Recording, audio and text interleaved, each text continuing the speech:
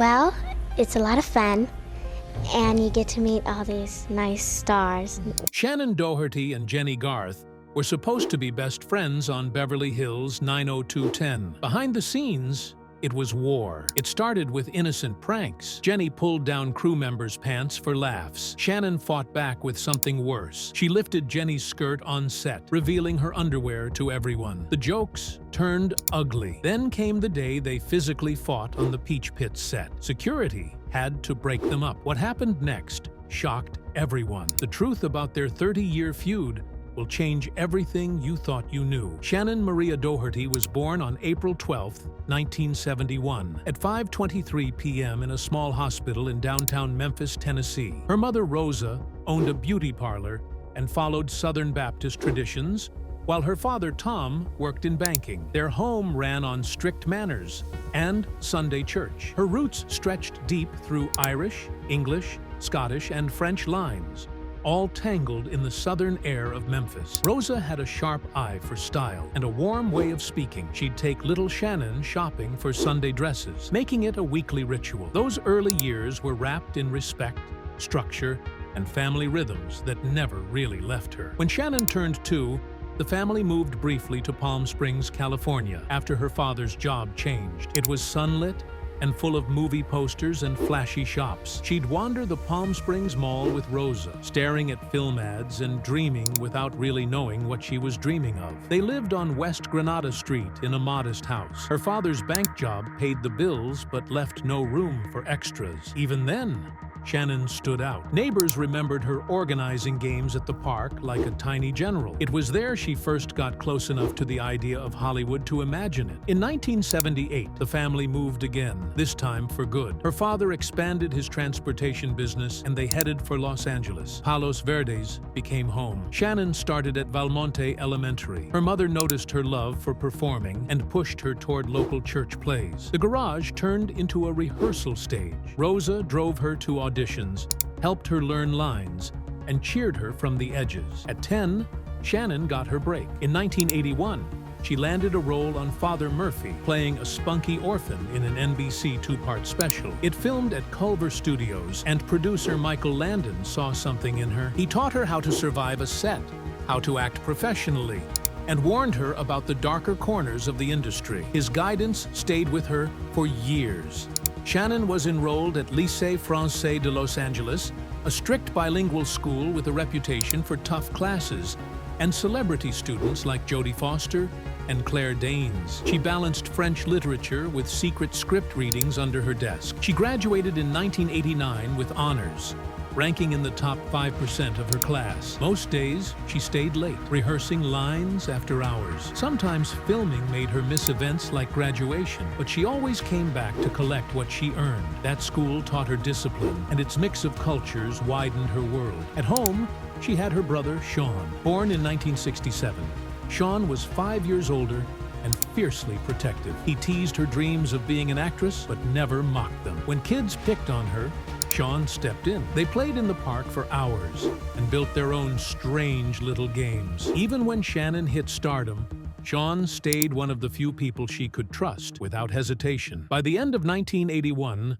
her performance in Father Murphy had drawn attention. Landon brought her back and mentored her quietly. In 1982, she was cast as Jenny Wilder in the final season of Little House on the Prairie. Her character, taken in after a parent's death, required depth. Shannen, just 11, tapped into feelings of being uprooted from all the moves and uncertainty. Her crying on cue was praised by the crew. She carried that emotion easily, maybe because she was already carrying so much. That same year, she voiced Teresa Brisby in Don Bluth's animated film The Secret of Niem H, released in July 1982. Her voice captured something raw and innocent, fitting for a young mouse caught in a strange world. It was a small but powerful role, but she was already being boxed in. By 1984, even as a 13-year-old, she was typecast in roles that screamed teenage rebellion. In Girls Just Want to Have Fun, she danced and smirked through scenes that painted her as the wild one. She hadn't even turned 14 yet. In 1985, she played a runaway in an episode of Highway to Heaven called The Secret. At 14, she was drawing from her own life again. The feeling of moving too often, losing friends, being unanchored. She knew that part well. That same performance caught the eye of Aaron Spelling, who was already thinking about teen dramas. Shannen's quiet intensity stuck with him. Around that time, she was being considered for Mattel toy commercials, including Barbie. But Rosa stepped in. She'd seen what happened to child actors in the 1980s. Abuse, manipulation, public meltdowns, lawsuits. She said no. Shannen didn't do the Barbie commercials. She didn't become a brand mascot. That decision, made quietly, probably saved her. Others like Corey Haim and Corey Feldman weren't so lucky. In 1988, she played Heather Duke in Heathers. She was just 16 when she shot the dark comedy that would define her image for years. The line, "What's your damage, Heather?"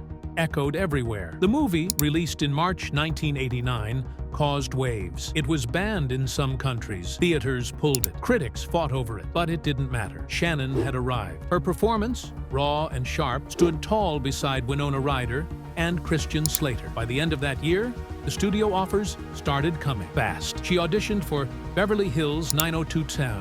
In 1989, over 200 girls tried out for the role of Brenda Walsh. Shannen won. She used her Memphis accent and softened it into something Midwestern. Producers loved it. She got a pilot deal for $5,000 per episode. The show had no name yet. Taping began quickly, and by October 1990, it was on air. Overnight, she became Brenda to millions. But backstage, things were already tense. Shannen clashed with co-stars. Producers complained. She didn't always play by the rules, but she didn't back down either. In 1982, even before all that, she'd played a small part in Ron Howard's Night Shift. She was just 11, wearing a Bluebird uniform, chasing Henry Winkler's character through a chaotic scene that stayed in the final cut. It was brief, but she left a mark. By 1987, gossip columns were already calling her feisty on set. While still in high school, she landed a guest role on 21 Jump Street in 1988. She played Janine DeGray in Season 4, Episode 12. Johnny Depp, already a star, warned her about Hollywood parties. She didn't listen. She snuck into clubs underage, caught up in the scene. The camera liked her, but producers noticed her edge. Her rebellious streak was real. It wasn't just for the screen. After Heathers, she signed with the William Morris Agency. At 17, she negotiated her first $100,000 film deal. That kind of money came with risk. Fame invited problems. She started facing harassment from older co-stars, so she hired a bodyguard, not a publicist, not a manager, a bodyguard. She was still a teenager, but she'd seen enough to know she needed protection. Her decision made headlines and changed conversations in the industry. Girls her age didn't do that, but Shannen did, because she had to. Shannen Doherty became famous overnight when she stepped into the role of Brenda Walsh on Beverly Hills 90210, which premiered on October 4th, 1990. That first season averaged 14.2 million viewers per episode. It wasn't just a hit, it was a tidal wave. Teenagers across America saw themselves in Brenda, navigating crushes, family fights, peer pressure, and the strange new world of Beverly Hills. The first episode, called Class of Beverly Hills, introduced Brenda as sharp, emotional, and quietly rebellious. She wasn't just another TV teen, she was real. And when the show started touching deeper topics, race, poverty, body image, it felt like something bigger than television. By the time the first season ended, 90210 had become a cultural blueprint, and Brenda Walsh was its heart. In 1991, Shannen got nominated for a Young Artist Award for Best Young Actress. That recognition wasn't just about talent, it was about chemistry, specifically with Jason Priestley, who played her twin brother Brandon. Their bond felt so real on screen, fans started wondering if they were siblings in real life. The truth was, it came from something personal. Shannen had always been close to her real brother Sean, especially during some tough family years. That closeness bled into every Brenda and Brandon scene. It wasn't planned, and it wasn't fake, and it made people care about them even more. But by the second season in 1991, things started changing. Brenda's storyline took a sharp turn when she kissed Dylan McKay, played by Luke Perry, in a moment that fans didn't expect. She had been seen as the innocent girl, the moral compass. But now she was taking risks, getting bold, stepping into gray areas. The kiss caused a storm. Viewers called the producers. Some even protested at the studio gates. Teen magazines couldn't get enough. Suddenly, Brenda was being painted as the bad girl of the show, and the writers leaned into it. Fan fiction exploded. Letters came in by the thousands. People loved her or hated her, but no one looked away. That was when the real Brenda era began. On October 2nd, 1993, at just 21 years old, Shannen hosted Saturday Night Live. It should have been a triumphant moment. Instead, the monologue fell flat. She stumbled, paused, tried to land jokes that didn't work, but she didn't quit. In a later skit, parodying 90210, she made fun of herself so perfectly that fans loved it. That sketch turned into a cult moment, shared on VHS tapes, mailed across the country, even written about in early fan newsletters. It was a crash and a comeback, all in one night, and it reflected exactly who Shannen was at the time. Famous too fast, a little raw, still figuring out how to wear the spotlight. By 1992, she was making $35,000 per episode. That paycheck let her buy her first home in Los Angeles. But with success came control battles, especially over clothes. The show wanted tight skirts and glam looks. Shannen wanted jeans. She argued that Brenda wasn't some runway model. She was grounded. The fights got loud, and they got personal. But she didn't back down. She said no to outfits that didn't feel like Brenda. In an industry that often squeezed young women into whatever sold best, her refusal mattered. Quietly, she was setting boundaries that would outlive the series. Then came the prank wars. In 1992, during season 3 filming, Jennie Garth started Pants Down Day, pulling down crew members' pants as a joke. When complaints came in from embarrassed technicians, Shannen answered back. She created Skirt Up Day, flipping Jennie's skirt to reveal Calvin Klein boxers underneath. It wasn't funny anymore, it was war. The crew split into teams. People picked sides. The jokes turned into tension, and the tension turned into something worse. One day, on the Peach Pit set, it exploded. Shannen confronted Jennie. Voices rose. Then it turned physical, shoving, screaming. "Take it outside!" Shannen yelled. Brian Austin Green and Ian Ziering had to step in and break it up. Filming stopped for 2 hours. Producers held emergency meetings. Studio execs threatened them both with contract violations. From that day on, the Peach Pit became off-limits for scenes involving both women. Schedules were shifted. Energy on set dropped. The press found out almost immediately. Tabloids called it the 90210 catfight. Crew members started leaking gossip. One called Jennie a diva. Another said Shannen was out of control. Aaron Spelling got so fed up, he banned both actresses from giving interviews about each other. Even then, tensions kept boiling. Table reads turned icy. Shannen sat alone. Jennie and Tori Spelling refused eye contact. Production assistants built elaborate filming calendars just to keep them apart. Years later, in 2024, Shannen spoke about it on her podcast, Let's Be Clear. By then, she was facing terminal illness. She looked back at those years with brutal honesty. The 16-hour days, the pressure of fame at 21, the exhaustion. She admitted she crossed a line with the prank, but she also said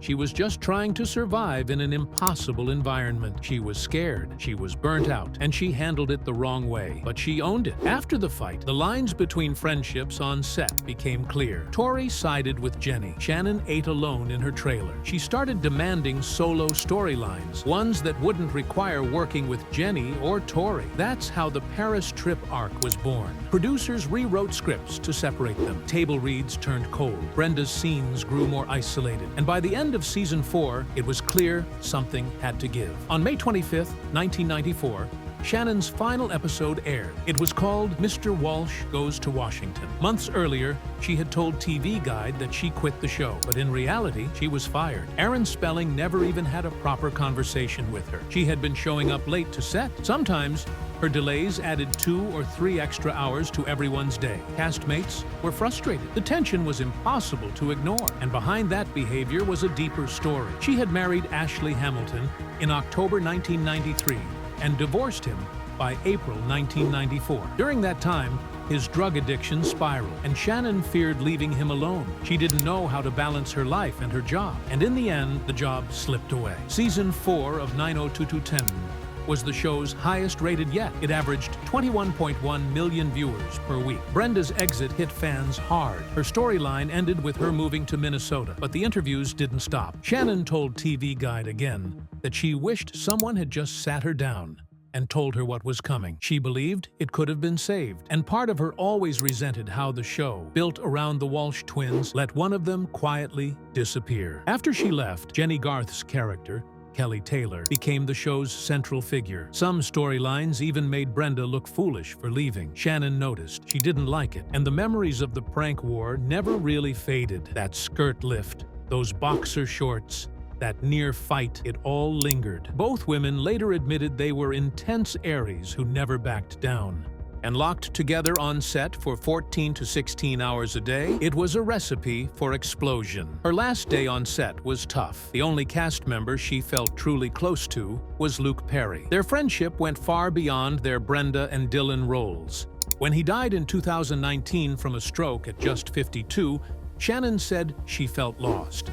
She said she had been blessed by his light. Their final scene in 1994 showed Brenda saying goodbye to Dylan. "I won't be gone forever," she said. It turned out to be true. She returned in the 2008 reboot, but the weight of that goodbye never left. She tried to pivot to movies after leaving 90210. In 1995, she took the lead role in Mallrats, a $6.1 million Universal Studios comedy directed by Kevin Smith. Studio head Tom Pollock had called it the next Animal House, predicting $100 million in box office. But the film made only $2.4 million total, with just $1 million in its opening weekend. Since Shannen had top billing, she took all the blame. The press labeled her box office poison. For 2 years, she couldn't land a major film role. She told Kevin Smith later that people acted like the movie failed because of her. "It was completely on me," she said. And just like that, her film career dried up. In 1997, she made a short film called The Ticket about domestic abuse. It was personal. Some of it came from real pain. Back in 1992, she had been cited for battery after a shoving match at the Roxbury Club. No charges were filed. But in 1996, she smashed a beer bottle on someone's car outside the Formosa Cafe. In 1997, she pled no contest to vandalism, got 2 years of probation, was ordered to pay $5,400 or complete 540 hours of community service, and had to attend anger management. Then came Charmed.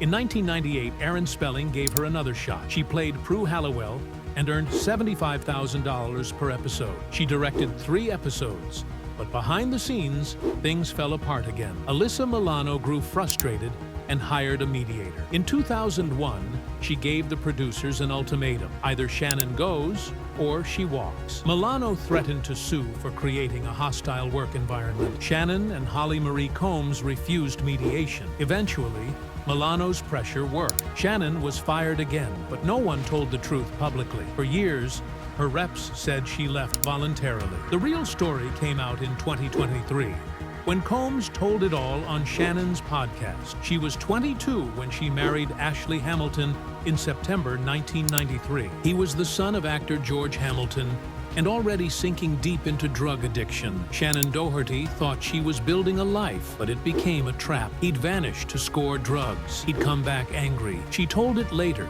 years after, that he would get incredibly violent. She was scared to leave the house, scared he'd disappear, scared of what he'd do if she stayed. Everything got worse behind closed doors. At the same time, her father was gravely ill. She told no one, not her producers, not her co-stars. But the chaos followed her onto the Beverly Hills 90210 set. She started showing up late, and that pushed other actors into brutal 17-hour days instead of 14. They didn't know what was going on at home. They only saw her being difficult. She got fired in 1994, just 9 months after the wedding, and that marriage ended too. She never blamed the show for letting her go. Years later, she said it clearly. It was all self-inflicted. Then in 2002, she married Rick Salomon, the poker player. The marriage barely lasted 9 months before being annulled in 2003. Not long after, he became infamous for the 2003 sex tape with Paris Hilton, filmed while he was still tangled up with Shannen. Salomon sued Hilton's family for $10 million, claiming they lied to make him look like a predator. Hilton fired back, suing for $30 million over emotional distress. The whole thing exploded, and again, Shannen got caught in it. She said later that Salomon's addiction had wrecked their short marriage. She didn't want this kind of spotlight, but the tape became the most downloaded video of all time in 2004, and the scandal dragged her name into every headline. She was trying to rebuild her career. Now she was just one more name tangled in Hollywood's dirtiest stories. But her own story wasn't done spiraling. On December 28, 2000, at 3 a.m., CHP officers pulled her over on the Ventura Freeway near Thousand Oaks. She was 29, weaving between lanes in a black Ford pickup. She refused the breathalyzer. A blood test showed 0.13%, far above the legal limit of 0.08. The judge could have sent her to jail. Instead, she got 5 days in a work release program, 3 years probation, and community service. She gave speeches to teens about the dangers of drunk driving. That helped. Bail could have been $2,500. She was released on her own recognizance, but tabloids pounced. The Wild Child label stuck hard. Now she was the party girl who couldn't be trusted, on screen or off. In 2011, she married for the 3rd time. This one lasted longer. She met celebrity photographer Kurt Iswarienko in 2008. And married him in October 2011. Their wedding aired on her reality show, Shannen Says. It looked like a fresh start, but in January 2023, during the worst chapter of her life, she separated from him. By April, she filed for divorce while fighting stage 4 cancer that had spread to her brain. Court documents said he abandoned her during treatment. She accused him of dragging out the divorce just to avoid spousal support. They had no prenup, no children, just pain. She didn't want to divorce. Her publicist said it was the last thing Shannen wanted, but she felt she had no other choice. She signed the settlement on July 12, 2024. He signed his side on July 13th, the day she died. The divorce was granted 2 days after her death. She was 53. Hollywood didn't forgive easily. After her firing from Charmed in 2001, during season 3, her reputation hit bottom. Rumors said Alyssa Milano had threatened legal action over a hostile workplace. Holly Marie Combs later said she felt blackmailed into staying after Shannen was let go. The blacklisting talk spread fast. Some producers backed off. She even turned down cameo roles in Scary Movie because no one wanted the risk. But Kevin Smith stood by her. He'd cast her in Mallrats back in 1995. Then he brought her back in 2001 for Jay and Silent Bob Strike Back, where she voiced herself. He didn't care about the rumors. That cameo mattered. It showed not everyone had turned their back. The cancer diagnosis came in March 2015. She was 44. It had already spread to a lymph node. And what made it worse, she didn't have insurance. Her management company, Tanner Mainstain Glynn & Johnson, had received the invoice to pay her SAGI medical premiums in November 2013. They didn't pay. They dropped her as a client in February 2014 without telling her. She couldn't see a doctor until 2015. When she finally did, it was too late. She needed chemo, mastectomy, radiation. She sued, claimed they cost her early detection. They settled in August 2016.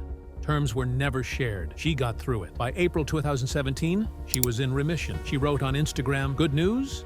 Yes. Overwhelming? Yes." But the fear never left. She knew recurrence often hits within 5 years. In early 2017, she had reconstructive surgery with support from the Farrah Fawcett Foundation. Then, during winter 2019, while filming BH902210, she got more news. The cancer was back. Stage 4. She told no one except Brian Austin Green. She kept filming. She wanted to prove something, that life doesn't stop at stage 4. But in January 2023, a CT scan showed it had reached her brain. On January 12th, she began radiation.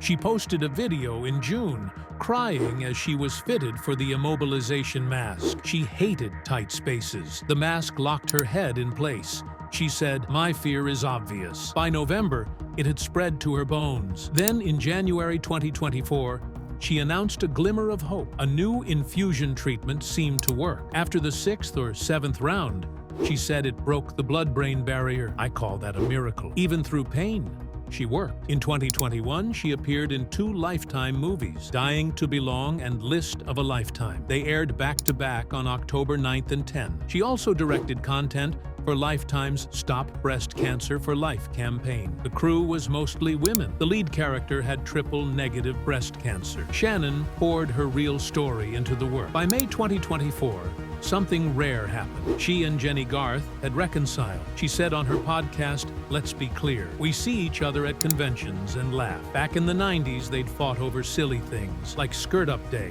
and Pants Down Day pranks on set. That turned into a real feud, but decades later, it faded. Garth supported her during hospital scans. Shannen called it full circle healing. Still, online rumors wouldn't die. Some fans believed in a so-called 10-year blacklist email chain where Shannen allegedly tried to sabotage Jennie's career after 9/02/10, but there was never any proof. No court records, no emails, just Reddit posts and TikToks. In January 2024, Shannen said herself her firing was because of her own problems. She took the blame, not Jennie. Jennie backed her up. In July 2024, right after Shannen's death, Jennie told Entertainment Tonight that Shannen never hurt her career. She stayed on 9/02/10 for all 10 seasons. Shannen left in 1994 after season 4. Jennie's own memoir from 2014 even said it. Yes, they clashed, but it was just 2 strong personalities stuck together for 16 hours a day. They'd scream, they'd laugh, nothing more. Their 2019 reunion on BH 902 Padro sealed the healing. Shannen told People magazine that they finally had real conversations, not just about herself, but about what everyone else was going through too.